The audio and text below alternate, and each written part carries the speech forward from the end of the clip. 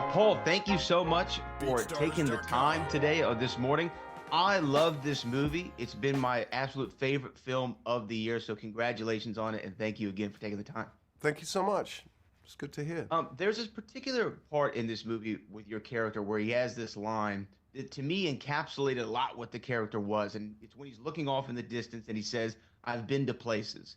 In that Right. moment, I felt like I knew who he was. My Yeah. grandfather being a World War II veteran himself, I felt like I knew this character. When you're breaking down a script and trying to understand who the person is, do you look for a particular line or a scene that could kind of really inform who that character might be for you?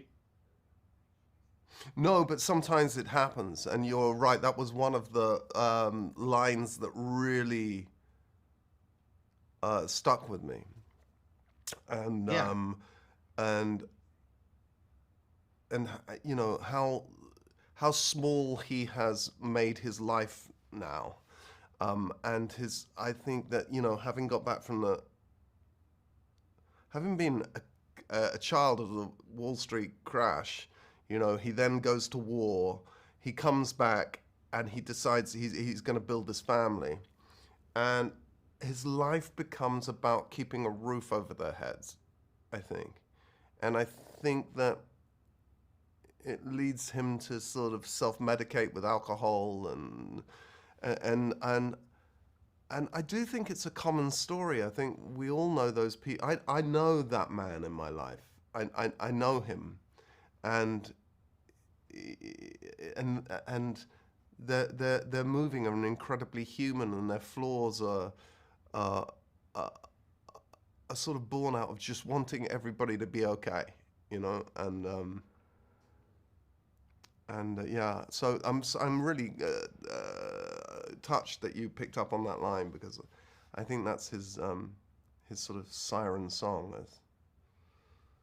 Yeah, it I've was. I been to mean, and places. you're right. We all know those people at some point in their lives, and but at the same time, he had solace towards the end of his, or he had a sense of completion toward the end of his life because he did do the task. He did put the family through a roof over their head and got them through He it does, all and the way then through his life. So, in uh, some senses, although it wasn't maybe the life that he wanted, he still did the goal. He accomplished the task, and I thought that that was portrayed beautifully. a hundred Um, percent. And then he's looking after his wife, which is the soldier's last mission, I think, in this case. Absolutely. Now, this movie obviously was so uniquely done, especially from the way that it was shot, from the singular angle. And doing some research on this, I understood that they had what I think you affectionately called as the Bettany Trench, due to your height having to kind of be able to stay in frame at all the times. What did you find as an actor were the challenges and conveniences of being in that single frame shot? For me, as an actor, I think that the challenges were far outweighed by the freedom that you actually felt by knowing what the shot is and how you know what it's going to look like. You know what the scene's going to look like because there's no editorial. There's nothing else to cut to. So it's going to be one of these takes that we do, and that was amazing. And negotiating with who's going to step into the close, who's holding the story, and who's going to be stepping into the camera for the close-up, and all of that stuff was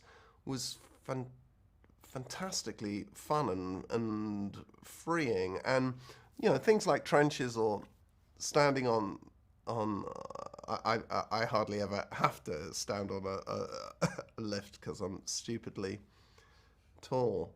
But all of that stuff is normal in movies anyway.